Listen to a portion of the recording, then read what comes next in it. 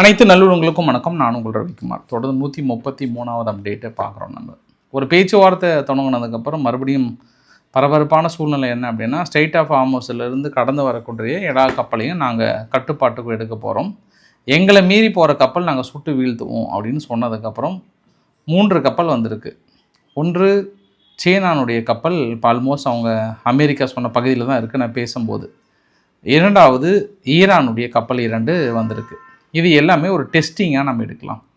America தரப்பில் என்ன சொல்ல போகிறாங்க, சீனா தரப்பில் கொடுத்த மிரட்டல்கள் என்ன, அநேகமாக இந்த தடைகள் நேரடியாக சீனாவுக்கு இந்தியாவுக்கு விடப்படுகிற ஒரு மிரட்டலாக நம்ம பார்க்க முடியுமா? அது இல்லாமல் சுற்றிக்கூடிய நிகழ்வுகள் என்ன? மறுபடியும் பேச்சுவார்த்தை வியாழக்கிழமை தொடங்க போகிறதா சொல்கிறாங்களே, அது எகிப்துக்கு மாற்ற போகிறதா சொல்கிறாங்களே. ஜேடி வேன்ஸ் அவர்கள் நான் பேச்சுவார்த்தை கலந்துக்கணும்னா இந்த நிபந்தனைக்கு அவங்க உட்படணும்னு சொல்கிறாங்களே.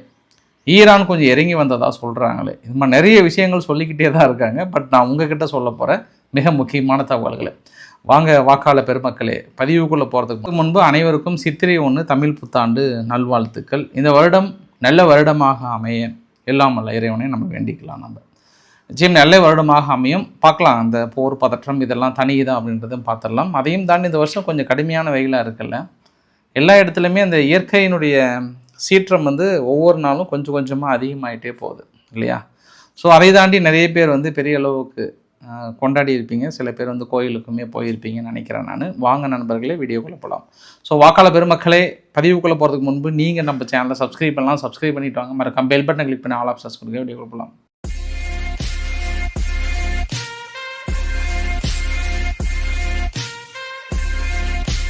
கடந்த 36 மணி நேரத்தில், அதாவது பேச்சுவார்த்தை முடிந்து ஒரு 36 மணி நேரத்தில் 15லிருந்து 20 கப்பல் ஸ்ட்ரெய்ட் ஆஃப் ஹார்முஸ் பகுதியை கடந்திருக்கு.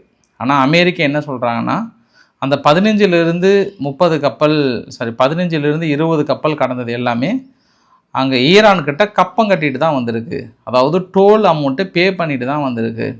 இனி நாங்கள் ஸ்ட்ரெய்ட் ஆஃப் ஹார்முஸ் வெளியே நின்று அந்த டோல் பகுதியை, அதாவது அமௌண்ட் வசூல் பண்ணுறாங்கல்ல, அதை முழுமையாக நாங்கள் நிறுத்த போகிறோம். எந்த சூழ்நிலையிலும் சர்வதேச கடல் பகுதியில் அவங்க வசூல் பண்ணுறதை நாங்கள் ஏற்றுக்க மாட்டோம். அதனால் அதையும் தாண்டி எங்கள் எச்சரிக்கை மீறி போகின்ற கப்பலை நாங்கள் சுட்டு தள்ளிடுவோம்.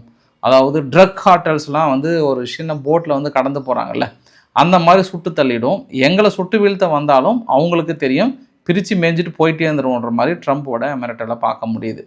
உடனே ஜார்ஜ் டபிள்யூ புஷ் கிளம்பி வருது அப்படின்னு சொல்கிறாங்க.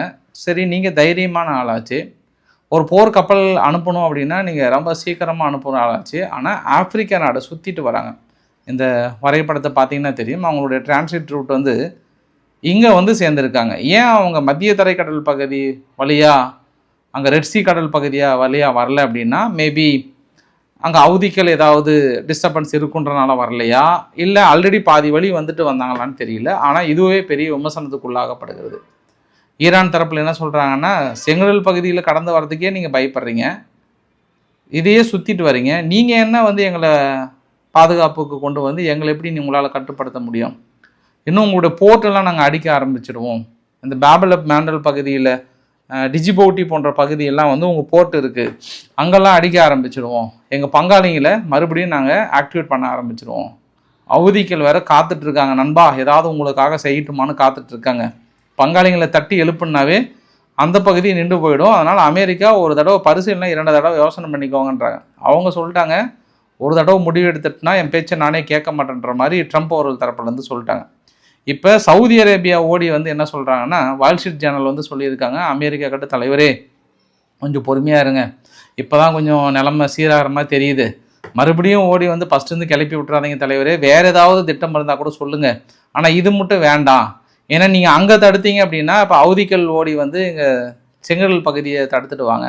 இப்போ தான் நாங்கள் அந்த யான் போன்ற பைப்லைன் வழியாக பெரிய அளவுக்கு ஏற்றுமதி பண்ணிகிட்ருக்கோம். ஏதோ அவதிகள் நல்ல மனசை வச்சு கொஞ்சம் குட் பாய்ஸாகவே இருக்கிறாங்க, அந்த குட் பாய்ஸ்கிட்ட இப்போ தான் நாங்கள் கொஞ்சம் அந்த பக்கம் அனுப்பிட்டு இருக்கிறோம், மறுபடியும் அதை கொஞ்சம் மறுபரிசீலனை பண்ணலாமேன்ற மாதிரி ப்ரெஷர் கொடுத்ததாக. அதாவது சவுதி அரேபியா அமெரிக்கா கிட்ட குசுன்னு பேசினதை இந்த வால் ஸ்ட்ரீட் ஜேர்னல் என்ன பண்ணிட்டுக்கிறாங்க, மறுவயது நபர்கள் போய் ஒட்டு கேட்டுக்கிறாங்க. ஓஹோ, குசுன்னு பேசுகிறீங்களா, ரைட்டு, நான் இருக்கும்போது யாராவது குசுன்னு பேசுவீங்களான்ற மாதிரி.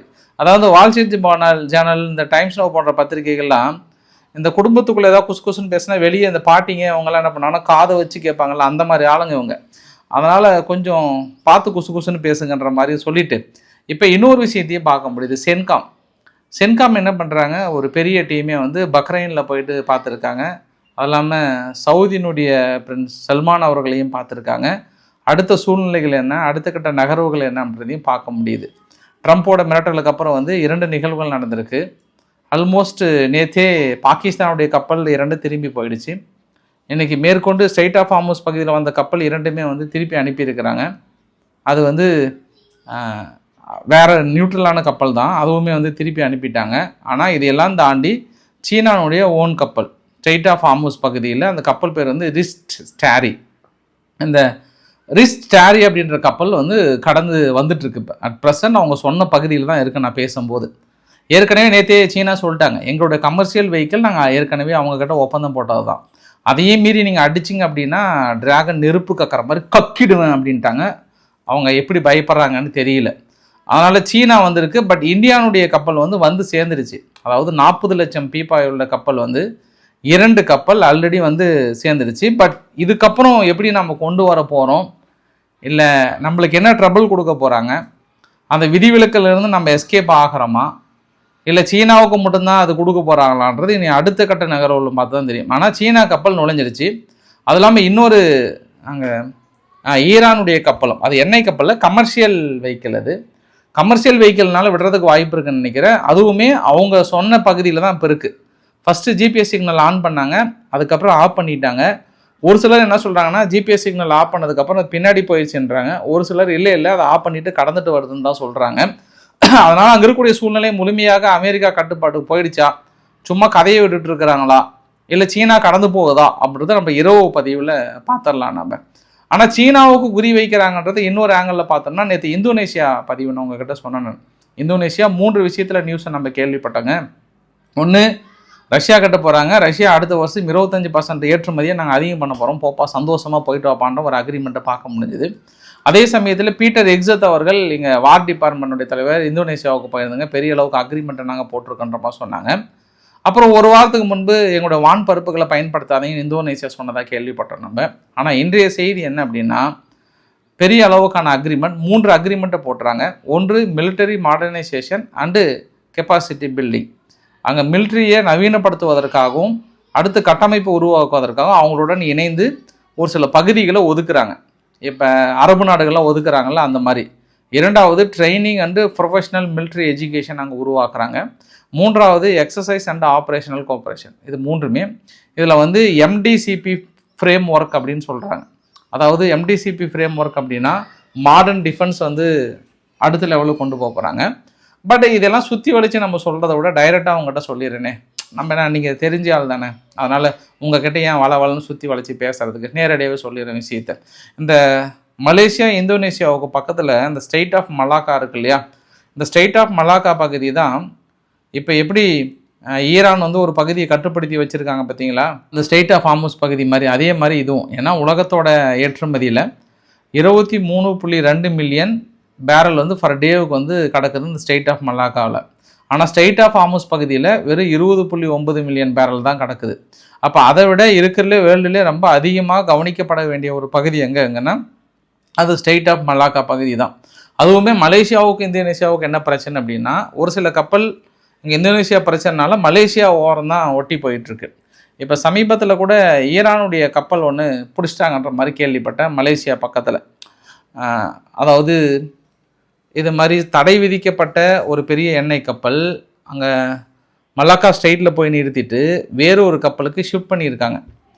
அதை வந்து கொஞ்சம் அமெரிக்கா இன்ஃப்ளூயன்ஸ் பண்ணி அந்த 2 கப்பலுமே பிடிச்சி வைக்க சொல்லியிருக்காங்க. அப்புறம் தான் என்ன சொல்கிறாங்கன்னா, அந்த 2 கப்பல் ஒன்று வந்து ரஷ்யாவுது, இன்னொன்று வந்து ஈரானுது. ஈரான்லேருந்து ரஷ்யாவுக்கு ஷிஃப்ட் பண்ணிவிட்டு அதுக்கப்புறம் அது வந்து சேல்ஸுக்கு போகுது அப்படின்ற மாதிரி வந்து சொன்னாங்க. அதுவே பெரிய ஒரு கான்ட்ராவர்சியாக இருந்தது, அதாவது அந்த பகுதியில் பிடிக்கிறதுக்காக. இப்போ திடீர்னு அமெரிக்கா ஓடி வந்து இங்கே ஒரு கான்சன்ட்ரேட் பண்ணுவதற்கான காரணம் என்ன அப்படின்னா, அவங்க நாளைக்கு முன்ன பண்ண சீனாவுக்கு செக் வைக்கணும் அப்படின்னா அந்த ஸ்ட்ரெய்ட் ஆஃப் மலாக்காவை எய்ம் பண்ணுறாங்க. ஸ்ட்ரெய்ட் ஆஃப் மலாக்கா எய்ம் பண்ணிட்டோம் அப்படின்னா நாளைக்கு ஈஸியாக நம்ம கட்டுப்பாட்டுக்குள்ளே கொண்டு வரது மீதி எல்லாமே நம்ம வேலையை காட்டிக்கலான்னு பார்க்குறாங்களா, இல்லை நல்லெண்ண அடிப்படையில் இந்தோனேஷியா வளர்த்துவதற்காக இந்த முயற்சிகளை மேற்கொள்ள போகிறாங்களா. ஆனால் இனி அடுத்த பிரச்சனைக்குரிய பகுதியாக உருவாக்கப்படுவது என்பது strait of Malacca. But Malaysia வந்து அவ்வளோ சீக்கிரம் அந்த பக்கம் போயிடும். எந்த பக்கம் போயிடும்? ஈரான் பக்கமோ இல்லை ரஷ்யா பக்கம் சாயறதுக்கோ நிறைய வாய்ப்புகள் இருக்குது. ஆனால் இந்தோனேஷியா வந்து இந்த பக்கம் அமெரிக்கா பக்கம் வருவதற்கான அனைத்து அக்ரிமெண்ட்டுமே போட்டாங்க. ஏற்கனவே ஒரு பிரச்சனையும் இன்னும் ஓயலைங்க, அதாவது ஸ்ட்ரெயிட் ஆஃப் ஹார்முஸ் பிரச்சனையும் இன்னும் ஓயலை. பட் ஓஞ்சாலுமே இன் ஃபியூச்சரில் அந்த ஸ்ட்ரெயிட் ஆஃப் மலாக்காவை முழுமையாக அமெரிக்கா கட்டுப்பாட்டுக்குள்ளே கொண்டு வரணும்னு நினைக்கிறாங்க. யார் யாரெல்லாம் தடை விதிக்காத கப்பல் போகலாம், தடை விதித்து இந்த ஷேடோ ஃப்ளீட்டு, அதாவது கப்பலுக்கு கப்பல் இடையில் மாற்றுறது செய்கிறது எல்லாமே வந்து ஈரான் வந்து இது பக்கபலமாக யூஸ் பண்ணிகிட்டு இருக்காங்க. அந்த பொருளாதாரத்தை நறுக்குவதற்காகவும் பெரும்பாலும் சீனாவுக்கு போகக்கூடிய கப்பலை தடுப்பதற்கான பெரிய முயற்சிகள் இறங்கிட்டு இருக்காங்கன்றது தெரியுது. அப்போ விஷயம் அடுத்த கட்டத்துக்கு போகிறாங்கன்னா இன்னொரு பாசிட்டிவ் செய்தியுமே கிடைச்சிருக்கு. அந்த பாசிட்டிவ் செய்தி பார்க்க போகிறதுக்கு முன்பு இன்னொரு விஷயத்தையும் சொல்லிடுறேன். இன்றைக்கி வந்து குவாஷம் அவர்கள், அதாவது ஹெஸ்போலானுடைய தலைவர் வந்து உடனடியாக லெபனானுடைய தலைவர்கள் வந்து எங்க இஸ்ரேலுக்கு போயிட்டு பேச்சுவார்த்தை நடத்துறதை நிறுத்த சொல்கிறாரு. நாங்கள் லெபனானை காப்பாற்றுவதற்காக ஃபைட் பண்ணோம் அப்படின்னா அதை தடுக்கிறீங்க. சரி, நீங்களாவது எங்களை காப்பாற்றுறதுக்கு இஸ்ரேலுக்கு எதிராக ஃபைட் பண்ணீங்கன்னா நீங்களும் ஃபைட் பண்ண மாட்டேன்றீங்க. இல்லை, எங்களை வந்து தடுக்க, அதாவது இப்போ எதிரிகளின் தாக்குதலிருந்து நீங்கள் தடுக்கிறீங்கன்னு பார்த்தா அதுவும் நீங்கள் தடுக்க மாட்டேன்றீங்க. பட் நாங்கள் தடுத்தாலும் அது விட மாட்டேன்றீங்க. நீங்கள் இஸ்ரேலுக்கிட்டேயும் அமெரிக்காக்கிட்டேயும் கிட்டத்தட்ட அடிமைகளாக இருக்கிற மாதிரி இருக்கீங்க. தன் சொந்த மக்களை அடிமைப்படுத்தி வைப்பதற்காக தான் நீங்கள் கிளம்பி போகிறீங்க. இது ஒருபொழுதும் ஏற்றுக்கொள்ள மாட்டோம். லெபனான் மக்களும் ஏற்றுக்கொள்ள மாட்டார்கள். நாங்கள் ஆயுதங்கள் போடவும் மாட்டோம். எங்கள் இறுதி மூச்சு உள்ளவரை நாங்கள் நிச்சயம் போரிடுவோம். ஏன்னா ஏற்கனவே அமைதி ஒப்பந்தத்தில் ஏற்பட்ட விளைவுகளை நாங்கள் பார்த்துட்டோம். இப்போ நடக்கிற விளைவுகளை விட அமைதி ஒப்பந்தம் ஏற்படுத்தினதுக்கப்புறம் நடந்த தாக்குதல் தான் அதிகமாக நடத்தியது இஸ்ரேல். இது வரைக்கும் நீங்கள் ஒரு நாள் கூட வாயை திறந்து கேட்கவே இல்லை லெபனான். ஏன் இஸ்ரேல் நடத்துறீங்க, எதுக்காக நடத்துறீங்கன்னு நீங்கள் கேட்கல நீங்கள். ஆனால் இப்போ மறுபடியும் போய் அக்ரிமெண்ட் ஏற்படுத்தி நாங்கள் ஆயுதங்களை போட்டு சரண்டர் ஆகிறோம்னு எந்த அடிப்படையில் கேட்குறீங்க நீங்கள்? இதுக்கப்புறம் லெபனான் இஸ்ரேல் அடிமைப்படுத்த நினைக்கிறது. அதை அடிமைப்படுத்துகின்ற லெபனானை நாங்கள் காப்பாற்ற வேண்டிய ஒரு சூழ்நிலை வந்திருக்கிறது. ஈவன் சிரியாவில் கூட 1,00,000 வீரர்கள் எங்களுக்கு தயாராக இருக்காங்க. சஹாரா டீம் ஏதாவது எசக்கு பொசுக்கா பண்ணாங்கன்னா அடித்து பிரித்து மேய்ஞ்சி உள்ள நுழையிறதுக்கு அங்கேயும் எங்கள் ஆளுங்க தயாராக இருக்காங்க. அப்படி இருக்கும்போது சிரியாவே காப்பாற்ற நாங்கள் தயாராக இருக்கும்போது ஏன் எங்களால் லெபனானை காப்பாற்ற முடியாது? அப்படி ஒரு முடிவை ஏற்றி விடாதீர்கள். நாங்கள் உங்களுக்காக பயணிக்கிறோம், ரிட்டர்ன் வந்து விடுங்க, இல்லைனா லெபனானுக்குள்ளே நடப்பதே வேறுன்றாங்க. மேபி லெபனான் இன்னும் கொஞ்சம் நாளில் பெரிய பிரச்சனையை உருவாகிறதுக்கான வாய்ப்புகள் இருக்குது. ஏன்னா பேச்சுவார்த்தை ஒரு பக்கம் பாசிட்டிவாக போயிட்டு அமைதியாக வந்தால் கூட இஸ்ரேல் லெபனானில் ஹிஸ்புல்லாவுக்கும் அவங்களுக்கும் ஒரு முழு தீர்வு கிடைக்கணும்னு நினைக்கிறாங்க. ஆனால் நேற்று உங்ககிட்ட சொன்ன வரைபடத்தோடு நான் காட்டுறேன்னு சொல்லியிருந்தேன் நான். இது வந்து எல்லை பகுதியில் லெபனான் நேற்று பெரிய டஃப் கொடுத்துருக்காங்க. 2 வீரர்கள் பக்கம் இறந்து போனதாக இஸ்ரேல் தரப்பில் அனௌன்ஸ் பண்ணியிருக்காங்க. ஒரு 4-5 பேர் படுகாயம் அடைந்ததாக சொல்லியிருக்காங்க. இந்த மஞ்சள் கலர் இருக்குது பாருங்கள், அந்த மஞ்சள் கலர் எல்லாமே வந்து லெபனான் ட்ரோன் தாக்குதலுமே நிகழ்த்தியிருக்காங்க இஸ்ரேலுக்குள்ளார. அடுத்தடுத்த ராக்கெட்டும் ஏவி இருக்காங்க. மேலிருந்து பாருங்கள் கீழே வரைக்குமே எல்லை பகுதியில் நுழைய முடியாத அளவுக்கான தாக்குதல் இருந்தாலும் அதையெல்லாம் மீறி கிரவுண்ட் ஃபோர்ஸ் உள்ள நுழைஞ்சிட்டு இருக்காங்க. தொடர்ந்து ஒரு சில கிராமங்களை வெளியேற்றிட்டு இருக்காங்க. அடுத்தடுத்த கிராமங்களை அழிச்சிட்டு முன்னேறிட்டு இருக்காங்க. இவங்களும் தாக்குதல்கள் பதிலுக்கு பெரிய அளவுக்கு வந்து துவங்கிட்டு தான் இருக்காங்க. அதை பார்த்தாவே தெரியுது. அதாவது நேற்று பதிவுகள் பார்க்கும்போதே தெரியுது. ஒரு நாளைக்கு சராசரியாக 30-40 பேர் பக்கம் சாதாரணமாக கொல்லப்படுறாங்க அங்கே லெபனானுக்குள்ளார. ஸோ லெபனான் என்ன நினைக்கிறாங்கன்னா இதுக்கப்புறமும் நம்ம தாங்க மாட்டோம் அப்படின்னு நினைக்கிறாங்க. ஹெஸ்புல்லா வந்து தாங்கி தான் ஆகணும், நம்மளுக்கான சுதந்திரம் கிடைக்கும் வரை அப்படின்னு சொல்கிறாங்க. அதனால் பார்க்கலாம் நாளைக்கு என்ன கிடைக்க போதோ தெரியல. நூலிலையில் தப்பித்ததா இஸ்ரேல் அப்படின்ற இன்னொரு ஆங்கிளில் கூட பார்க்கலாம். பாலஸ்தீனத்திலிருந்து ஒரு கேர்பேஜ், அதாவது குப்பை அள்ளுகின்ற ஒரு வண்டி சந்தேகத்துக்கிடமாக வருது. நிறுத்தி செக் பண்ணுறாங்க. கொஞ்சம் டிரைவர் ஒத்துழைக்கலை. அதுக்கப்புறம் அதையும் மீறி கொஞ்சம் செக் பண்ணும்போது தான் ஒரு பகீர் தகவலை வெளியிடுறாங்க. அதுக்குள்ளே ஒரு 70 பேர் பக்கம், எவ்வளோ பாலஸ்தீன மக்கள் வந்து 70 பேர் பக்கம் உள்ளே இருந்திருக்காங்க. சப்போஸ் அவங்க ஊடுருவி இருந்தாங்க அப்படின்னாங்கன்னா நினச்சி பாருங்கள், 70 பேர் உள்ள என்ன நடந்திருக்கும் அப்படின்னே தெரியாது. நாங்கள் ஜஸ்ட் மிஸ்ல எஸ்கேப் ஆகிருக்கோம், நாங்கள் ஒவ்வொரு வெஹிக்கிளையும் ஏன் நாங்கள் செக் பண்ணுறது இப்போ புரியுதா அப்படின்னு இஸ்ரேல் தரப்பில் சொல்கிறாங்க. நல்லா குப்பையை போட்டு ட்ரம் பண்ணுற இடத்துல குப்பை தான் இருக்குதுன்னு நினச்சிட்டு இருக்கும்போது அதை திறக்கும்போது தெரியுது அங்கே இருக்கிற 70 நபர்கள். மேபி அவங்க எதன் அடிப்படையில் நுழைஞ்சாங்கன்னு தெரியல. பட் ஆனால் பெரிய ஒரு பரபரப்பை கிளப்பி இருக்கிறது அப்படின்ற ஃபர்ஸ்ட் ஆங்கிள் பார்க்கலாம் நம்ம. இன்னொரு விஷயம் என்ன பாசிட்டிவான செய்தி அப்படின்னா, அமெரிக்கா தரப்புலேயும் ஈரான் தரப்புலேயும் மாற்றி ஒரு குற்றச்சாட்டு. ஜேடி வான்ஸ் அவர்களாக இருக்கட்டும், ஆராக்சி அவர்களாக இருக்கட்டும், நாங்கள் எங்கள் பாசிட்டிவ் பாயிண்ட்டை சொல்லிட்டோம் அப்படின்றாங்க. அவங்க எங்கள் பாசிட்டிவ் பாயிண்ட்டுக்கு அமெரிக்கா தான் எங்களுக்கு ஒத்துழைப்பு கொடுக்கல, கொஞ்சம் மிரட்டுற துணியில் இருக்குன்றாங்க. பட் அமெரிக்கா வந்து நாங்கள் ரொம்ப சாஃப்டாக ரொம்ப நேச்சராகவே, நீங்கள் பாகிஸ்தான்கிட்ட கூட கேட்டு பாருங்கள், ரொம்ப பொலைட்டாக சிரித்து தான் பேசிகிட்டு இருந்தோம், நாங்கள் யாருக்கிட்டையும் ஆஷாலாம் பேசலையே அப்படின்றாங்க அமெரிக்கா தரப்புல இருந்து. ஸோ அதனால் பாகிஸ்தான் என்ன சொல்கிறாங்க, பழசெல்லாம் மறந்துடுங்க, மறுபடியும் வர வியாழக்கிழமை ஒரு பேச்சுவார்த்தை நடத்திடலாம், என்ன சொல்கிறீங்க அப்படின்னு கேட்டிருக்காங்க. அதற்கு எகிப்து ஓடி வந்து அங்கே சகுனம் சரியில்லை, நீங்கள் எங்கள் நாட்டுக்கு வாங்க, நாங்கள் பேச்சுவார்த்தை நடத்தலான்ற மாதிரி சொல்கிறாங்க. பாகிஸ்தான் ஒன்றும் உங்களை கன்வின்ஸ் பண்ணுற மாதிரி தெரியல அப்படின்ற மாதிரிலாம் சொன்னோடனே ஜேடி வேன்ஸ் அவர்கள் ஒரு பாயிண்ட்டை போடுறாரு. வழக்கமாக ஒவ்வொரு மீட்டிங் வரும்போது ஒரு பாயிண்ட்டை டிஸ்கஸ் பண்ணோம் அப்படின்னா அதை ஒத்துக்கிறதுக்கு ஏற்ற தலைவர்கள் வேணும். இப்போ நாங்கள் ஒரு 3 பாயிண்ட் கொடுக்குறோம் அப்படின்னா அந்த 3 பாயிண்ட்டுமே அவங்க என்ன சொல்கிறாங்கன்னா, வந்த டீம் 14 பேர் கொண்ட குழு வந்து அவங்க டிஸ்கஸ் பண்ணிவிட்டு மேலே போயிட்டு நாங்கள் பார்த்துட்டு சொல்கிறன்ற பதில் என்பது ஏற்றுக்கொள்ள முடியல. இது வந்து ஒரு பேச்சுவார்த்தைக்கு அழகல்ல. டிசிசிங் அத்தாரிட்டியை வந்து இங்கேயே அனுப்புங்க, அவங்க உட்காந்து டிசிஷன் எடுத்தால் மட்டும்தான் இது பேச்சுவார்த்தைக்கு சக்ஸஸ் ஆகும். இதை நான் அன்றைக்கே சொன்னேன். நானும் 14 பேர் கொண்ட குழுங்க டிசிஷன் எடுக்க முடியாது, அது 2 பேர் குழுக்களோ 3 பேர் குழுக்களோ சுருங்கி வரணும், சுருங்கி வந்து ஸ்பாட்லேயே டிசிஷன் எடுக்கணும். ஆனால் இவங்க இங்கேருந்து ஃபோன் பண்ணவும் மாட்டேன்றாங்களாம். யார் நீங்கள் இப்போ காமினுடைய இன்னொரு பையன் முஸ்தபா இருக்கிறார்ல, அவருக்கு ஃபோன் பண்ணி எனக்கு ரிசல்ட் சொல்லுங்கனாலும் அதுவுமே இல்லை, நாங்கள் அங்கே போய் தான் டிஸ்கஸ் பண்ணுவோம்னு சொல்கிறாங்களாம். இந்த மாதிரி சூழ்நிலை இருக்கும்போது அதனால தான் நாங்கள் கிளம்பி போயிட்டோம், இல்லை நாங்கள் அடுத்த நாள் கூட வெயிட் பண்ணியிருப்போம். நாங்கள் கிளம்பி போனதுக்கான காரணம் என்னென்னா, அங்கே டிசிஷன் அத்தாரிட்டின்னு ஒருத்தர் கிடையாது ஈரானுக்குள்ளார. நீ வியாழக்கிழமையே வந்தாலுமே டீமை சுருக்கிட்டு டிசிஷன் அத்தாரிட்டியோடு வர சொல்கிறார். த ball is on Iran court.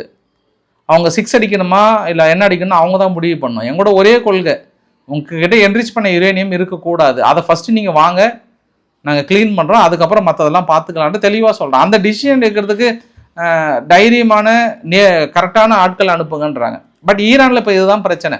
அடுத்த கட்ட தலைவர் யாருக்கிட்ட கேட்டு முடிவெடுக்குன்னு தெரியாமல் முழிக்கிறாங்க அப்படின்ற மாதிரி வந்து சொல்கிறாங்க பாஸ். இது அங்கே இருக்கக்கூடிய வந்த செய்தி. இது அதே மீறி வியாழக்கிழமை வந்தாலும் டிசிஷன் மேக்கிங்குடைய தலைவர்கள் 3 பேராக வந்தாங்கன்னா கொஞ்சம் பாசிட்டிவாக அமைகிறதுக்கு வாய்ப்புகள் இருக்குது. ஏன்னா இன்னைக்கு காலையில் கூட கேள்விப்பட்டேன், அந்த என்ரிச் பண்ண யுரேனியம் வந்து ஆல்மோஸ்ட் 20 வருஷத்துக்கு ஈரான் இறங்கி வர மாதிரி கேள்விப்பட்டேன். ஏன்னா அவங்க அணு ஆயுதம் இல்லைன்னும் போது ஒன்றும் அதை செக் பண்ணிட்டு போனால் பிரச்சனை இல்லையே அப்படின்ற மாதிரி வந்து கேள்விப்பட்டேன். பட் அதுவுமே எனக்கு எந்த அளவுக்குன்னு தெரியல. திடீர்னு அவங்க வெகுண்டு பேசுறதுக்கும் வாய்ப்புகள் இருக்குது. எப்பவுமே பேச்சுவார்த்தையிலே ஒத்துக்கிட்டாங்கன்னா அது தலைவர்கள் ஒத்துக்கிட்டால் மக்கள் ஒத்துக்க மாட்டாங்க. அதனால் கொஞ்சம் இது மாதிரி அப்படியே இழுத்துட்டு போயிட்டு ஒத்துக்கிறதுக்கும் வாய்ப்புகள் இருக்குது. அங்கே இருக்கக்கூடிய மக்களுக்கு இன்னும் நெட் ஃபெசிலிட்டிஸ் கிடைக்கல. அதனால் அங்கே அதாவது ஈரானில் இருக்கக்கூடிய மக்கள் என்ன சொல்கிறாங்கன்னா, அங்கே டெலிகாம் மினிஸ்ட்ரி வந்து இப்போதைக்கு பிஸ்னஸ் ப்ரொபோசல் மட்டும் நாங்கள் ஓகே பண்ணுறோம், மீதியெல்லாம் ஓகே பண்ணுவதற்கான வாய்ப்புகள் இல்லை, கொஞ்சம் ஹோல்டு பண்ணுங்க அப்படின்ற மாதிரி வந்து சொல்கிறாங்க.